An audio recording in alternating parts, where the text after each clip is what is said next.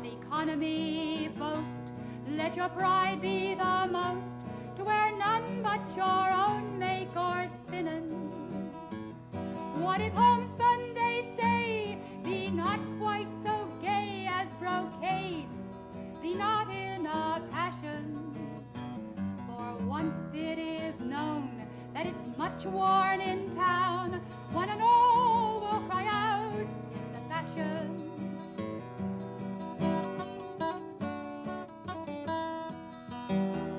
And as one all agree that you'll not married be to such as will wear London factory, but at first sight refuse, tell them such you will choose as encourage your own manufactory. No more ribbons wear, nor in rich silks appear. Love your country much better than fine things.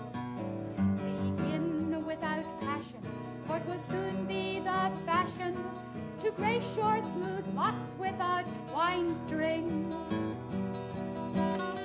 Women did turn to homespun and twine string, and it did become the fashion. They encouraged the rejection of British goods and discouraged the use of British tea. They organized, and their sacrifices resulted in a very effective boycott that cut England's exports to the American colonies by 1/3. Independent and determined, these were the women and the spirit of '76.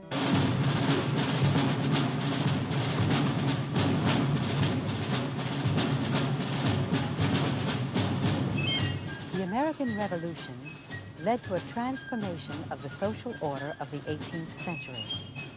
The reverberations of that revolt would echo through other wars of independence, across oppressed societies, and into governmental chambers around the world.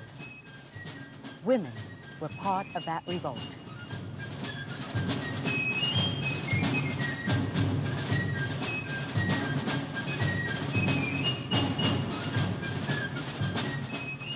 And women are now being affected by the democratic concepts which are a legacy of that revolution. Until recently, the women of 1776 have been all but ignored by observers, historians, and recorders of that dramatic era. But the women of 1776 were contributors in the arts, politics, in industry, as professionals, caring for the farms and managing the homes. Abigail Adams, in a continuous correspondence with her husband John, who was to become the second President of the United States, expressed her concern for attention to the place of women in the new government. It was in one of these letters in which she wrote, "In the new code of laws, which I suppose it will be necessary for you to make, I desire you would remember the ladies.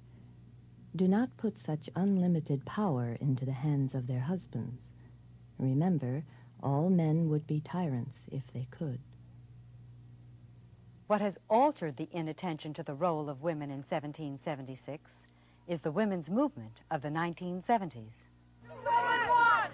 Equal rights. When do we want them? Now. What do we want? Equal rights. When do we want them? Now. Now. Of course, not all women were picketing on the streets of the early 1970s. Many intellectualized from responsible positions. Betty Friedan, author of the book The Feminine Mystique, was one of the movement's originators. We began to move by confronting our own conditions. And then it had to be unique because the condition of woman is not quite the same as of any other group. Sure, we were denied a voice in society. We were kept to the menial work. We had the vote, but we didn't have anyone really elected. Women, no women in the U.S. Senate, none, very few in the Congress. We didn't have any women in executives and professions. They were all doing the menial work of the offices. And at the home, they were supposedly on a pedestal, but they were isolated. They were isolated from the mainstream. We could only begin to do something about it when we organized. We had to organize our own groups, our own organizations, and we had to organize them about facing our own conditions.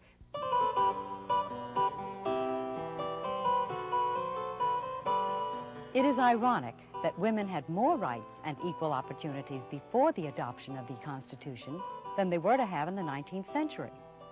The frontier conditions of the young country created opportunities for full participation by all of its first settlers.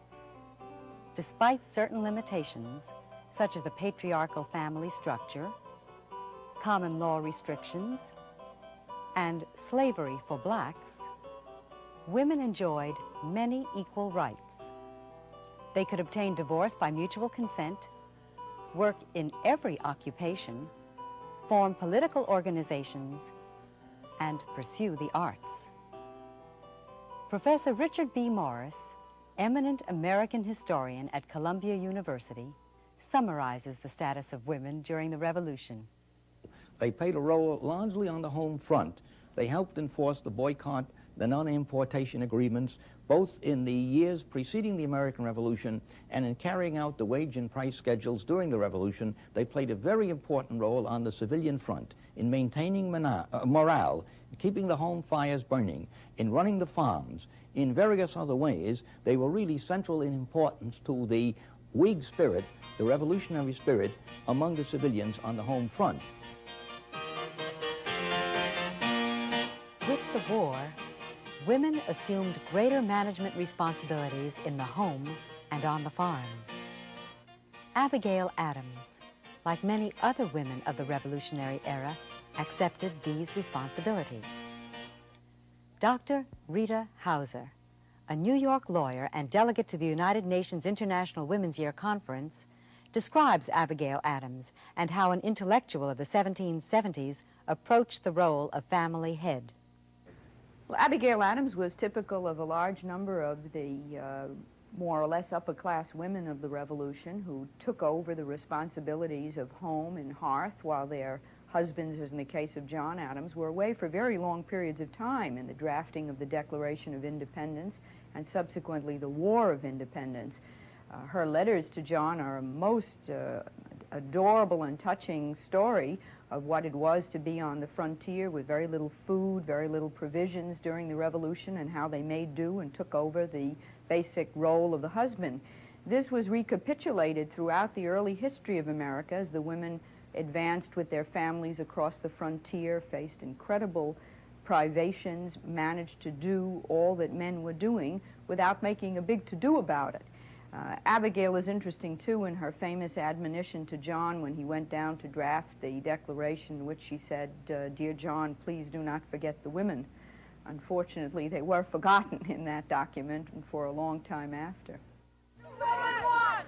Equal rights. What do we want them? Now. What do we want? Equal rights. When do we want them? Now. Now. Today's vigorous movement for equal rights is coupled with the effects of economic growth and expanding technology. The women's role in the family is changing to meet these modern challenges, but these changes can be traumatic for those undergoing them because of a lack of perspective, according to Dr. Jessie Bernard, National Institute of Education. 10 or 15 years later, we look back and we can see, well, that's what was happening.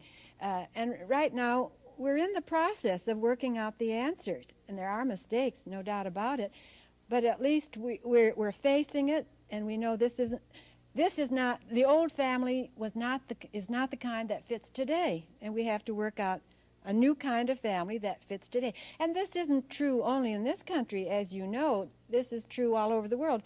Wherever industrialization and urbanization hit a society, these are the things that happen. It takes between 40 and 50% of the labor force in any industrial society is composed of women. And all of a sudden then, we have to adjust the family to this new fact that women, mothers, are going to be in the labor force. And then practically everywhere, the first answer is, yes, go into the labor force, but also retain all of your family responsibilities. And that's one of the things we're only gradually learning how to deal with.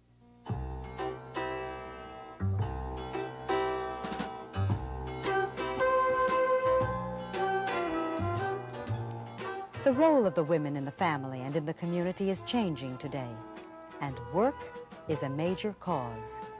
Bennetta Washington, Special Assistant to the Assistant Secretary of Labor, finds women seeking an expanding variety of occupations today.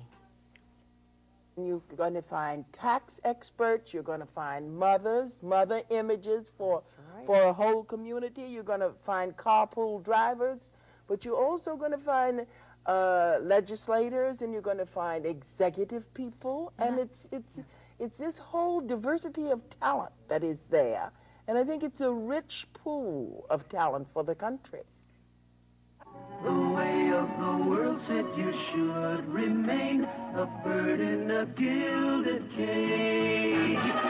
You come a long way, baby. Today, you come a long, long way.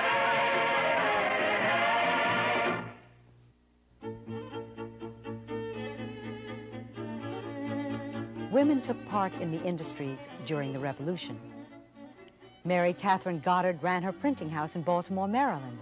She printed the Declaration of Independence and later became the first postmistress of the United States. Lydia Dara was a mortician in Philadelphia, Pennsylvania.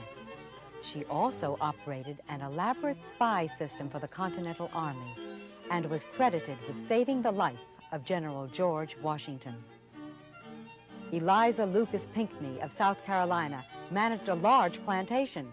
She is credited with the introduction of cotton, indigo, ginger, and other profitable plants to the South. She supported the new government, and the British took revenge, destroying her crops. Elizabeth Steele of North Carolina ran a tavern. When General Greene visited her establishment, his troops were penniless and exhausted. She recognized this and offered the general her earnings. Laura Wolcott personally forged over 4,000 desperately needed cartridges for the Continental Army from the melted lead statue of King George III that once stood in the colonial port of New York. Other women guarded the military stores. They used the weapons of independence, and they sang of their men who went to war.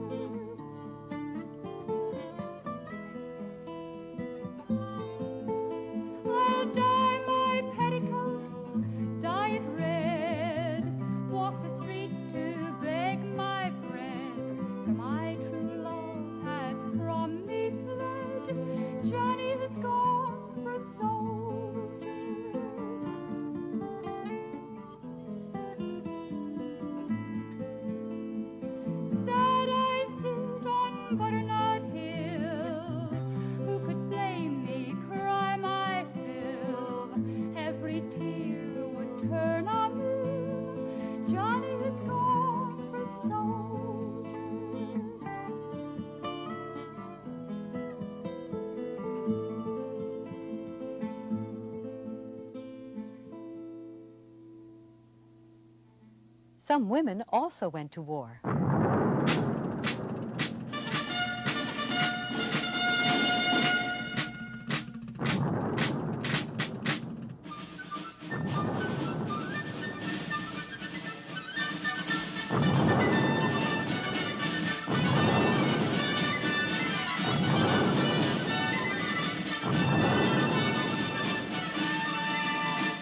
Deborah Sampson dressed like a soldier and served in the Continental Army for 3 years.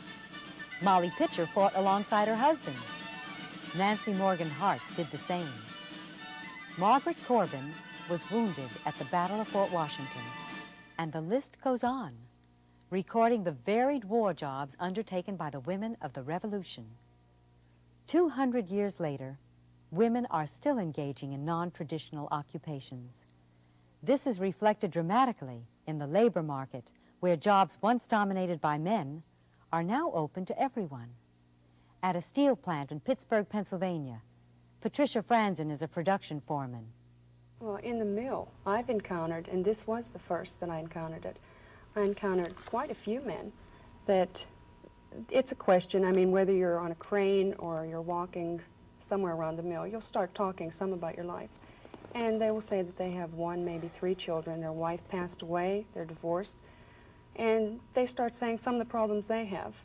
And they do have to arrange for their babysitter, and it's really neat to hear a guy say, yeah, I made a chicken casserole that we had last night.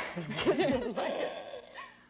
Governor Ella Grasso of Connecticut also believes that men, as well as women, are beginning to realize that the present social revolution is touching everyone's lives, even their own. I have seen that there is a new awakening, and it's a recognition of the fact that women are people, and as people they should not be second-class citizens. And I think that men more and more are recognizing this and are grateful rather than being hostile. There are those who'll be hostile, they may be hostile forever. But the young people, most especially, go into marriage with an idea of sharing and true equal partnership that wasn't true when I was younger and being married. Even though the idea of sharing a true and equal relationship in marriage is more commonly practiced today, the idea of such a relationship was not unheard of in the 18th century.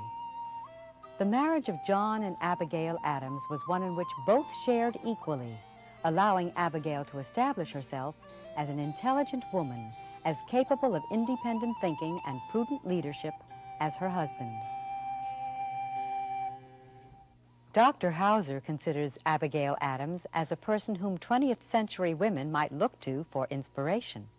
Without question, Abigail Adams would be the prototype of the woman who would be in the forefront of the women's movement in the sense of someone who was highly educated, who had a sense of duty, who felt that she owed it to her fellow women, her sisters, to fight for their rights. She certainly would have been a suffragette if she had lived in the 20s, and she would be in the forefront somewhere of the women's movement today.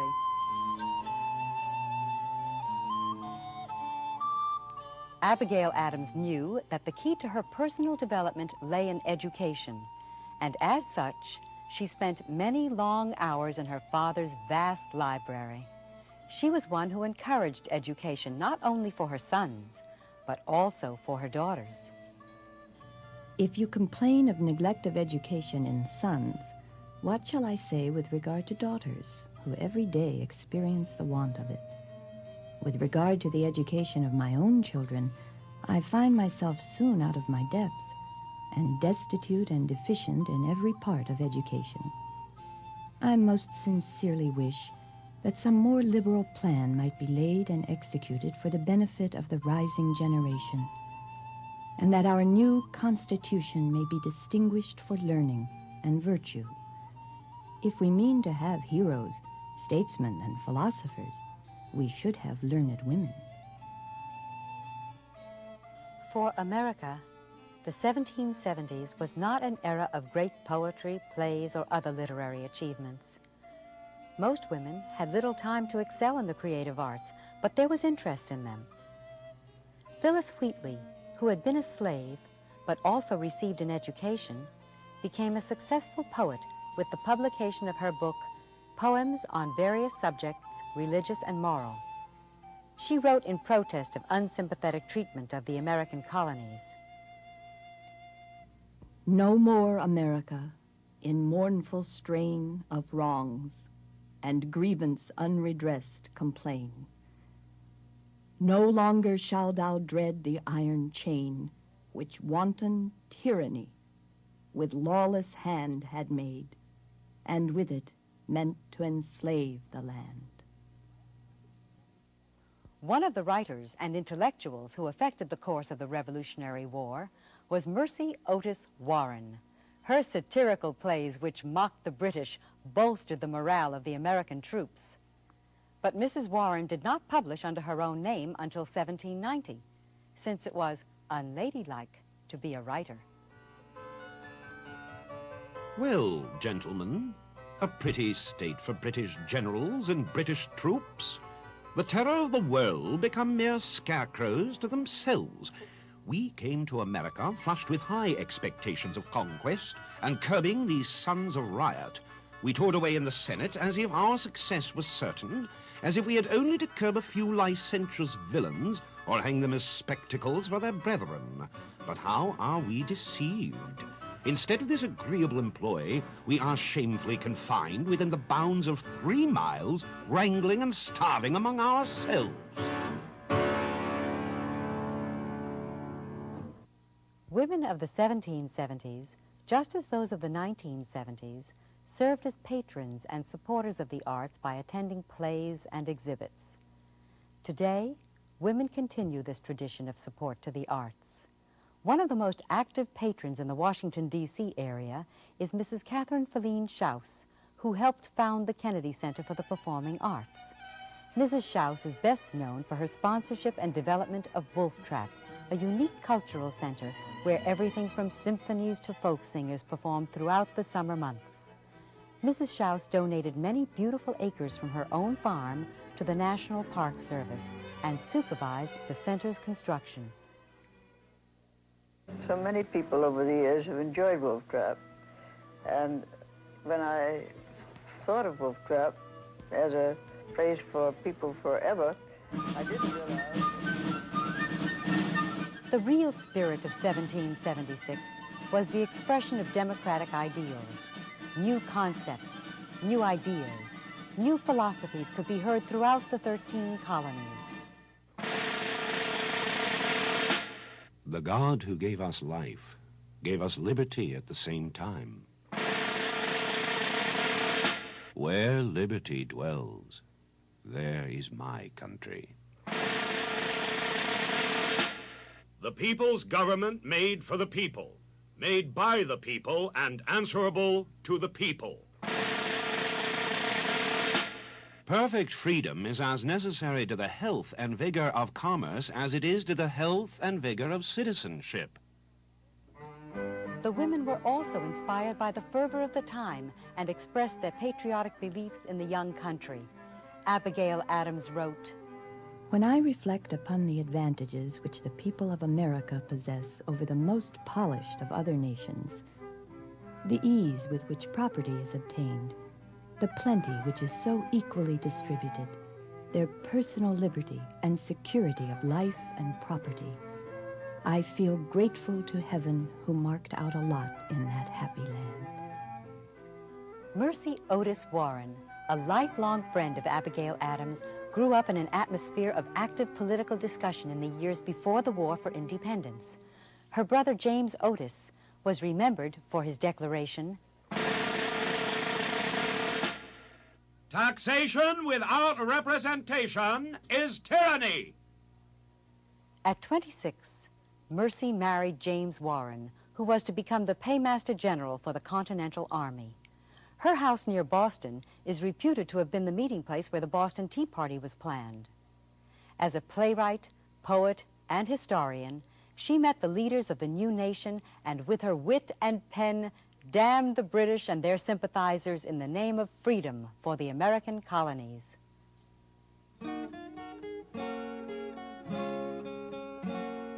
Come swallow your bumpers, ye Tories, and roar that the sons of fair freedom are hampered once more. But know that no cutthroats our spirits can tame, nor a host of oppressors shall smother the flame.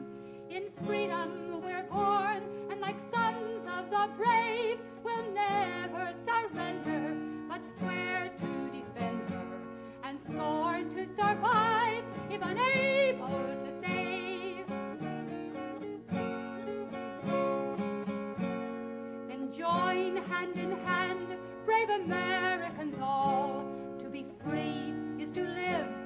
be slaves is too full, as the land is such a dastard, as scorns not a lord, who dreads not a fetter, much more than a sword.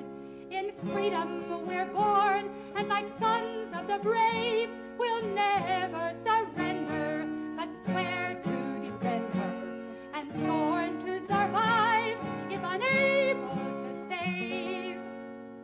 Today, in the spirit of '76, women are participating more fully in politics, according to Patricia LINH, Deputy Assistant Secretary of State for Educational and Cultural Affairs. There's been a terrific rise in awareness as far as women are concerned in conjunction with politics most specifically. And I think it was reflected particularly again in 1974 when 1,500 women ran for office around the country, for state and legislative offices. And the thing that we don't know are the many, many women who won at local levels, in the local school boards, the local city councils, and these places. And this is where the enormous percentages have gone up for women in political office. Governor Ella Grasso is the best example of women's progress in attaining higher political office. She is the first woman ever elected governor of a state without succeeding her husband. I'm pleased that more women are being elected as the chief executive of their local communities. I feel that the women's movement as an organized vocal group was the significant force. And I don't think that I would have had as much success as has come to me if it were not for all of these pioneer efforts of the past 7 or 8 years. There are many reasons why women are entering public life. Margaret Mead, president of the American Association for the Advancement of Science and professor of anthropology at Columbia, explains it in terms of family size and new public attitudes. We had a big burst of women's suffrage before World War I, and in the United States we got women's suffrage right after World War I. And then things were relatively dormant for quite a long time. And the present feminist outburst around the world, which is being carried around the world by radio and TV everywhere, is a response to several things. It's a response to the population explosion, and we're no longer asking women to have as many children as possible, which means there are going to be many years after their children are grown when society is going to expect them to make some other kind of contribution, because they won't be having one child after another that dies and dies and dies. It's a response, therefore, to the increased recognition that we need women in public life. Betty Friedan does not believe that the changes brought about by women's active role in public life are restricted only to technological countries such as the United States. And she believes that the women's movement has a special meaning for men as well as women. It's by being able really to be themselves as people and really being able to move freely, women as people in the society, whatever level it is, in all its areas, that is in itself going to change the relationship of women and men, because women are going to not only be able, have to depend, they won't be so completely dependent on men, but they will be able to love men more freely and be affirmative to them. But it will also change the violence of men. It will change the conditions that keep men frustrated and dying too young. And it may, and we hope it would change also. It changes the system. It changes the system economically and politically, and it changes even the church, not to have all of the attributes of divinity, a male instead of female. So it changes society very basically for women to move to equality. But first they have to move, and first they have to confront their own conditions, and first they have to get together with other women. And I think it's going to happen all over the world now in the next 10 years, the way it happened in the U.S. in the last 10.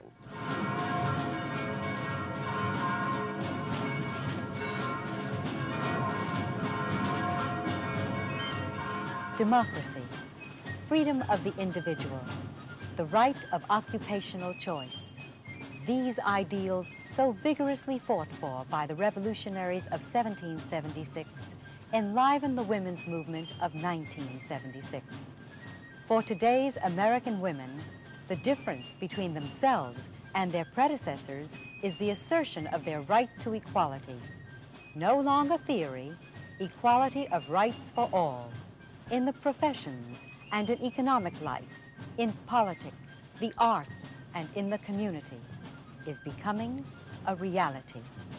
The modern spirit of '76 is enriching the social order of the 20th century.